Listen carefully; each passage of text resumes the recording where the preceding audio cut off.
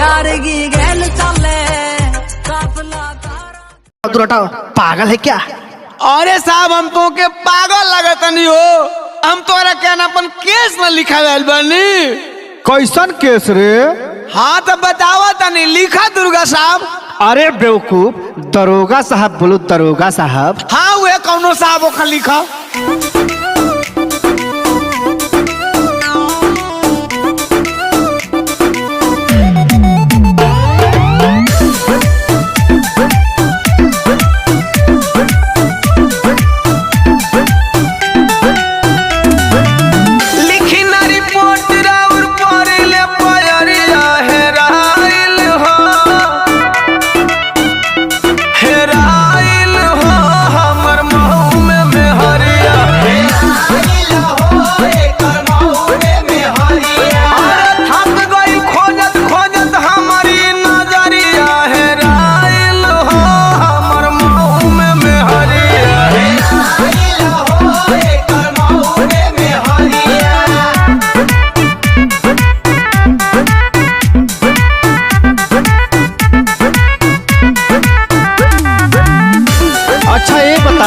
अपने बीबी को तुम कहाँ लेके जा रहा था? अरे साहब लेके जा रही हो। आवत नहीं।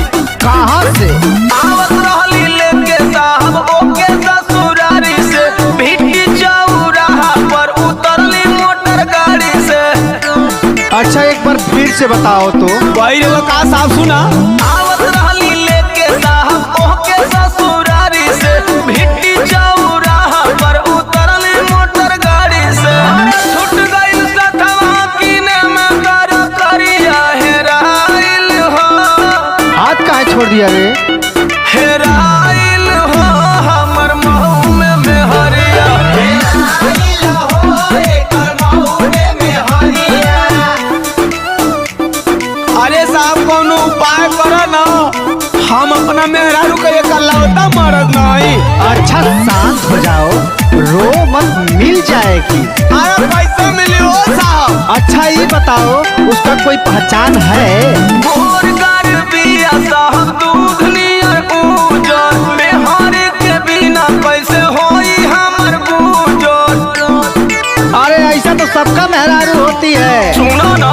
गोरगार बिया साहब दूध नियर उजर। मेहरी के बिना कैसे होई हमर गुजर।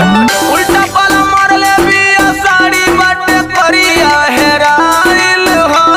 बक बुड़बक, ये कोई पहचान हुआ? हेराइल हो हमर महू में मेहरिया। हेराइल हो एकर महू में मेहरिया।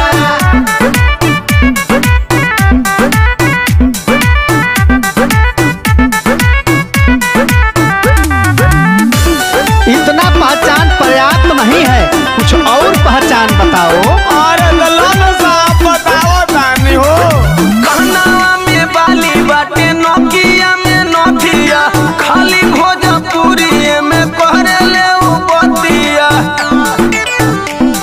अब खूब ढूंढे ना हम यूपी बिहार में। कहनावा में बाली बाटे नोकिया में नोथिया। खाली भोजपुरी में कहरे ले बतिया। पढ़ल लिखल नहीं हिया लागे बड़ी डरिया। हेराइल हो।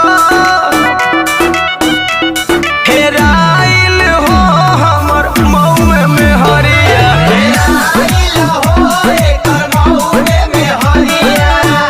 केस लिख लिए, 2 दिन बाद आना।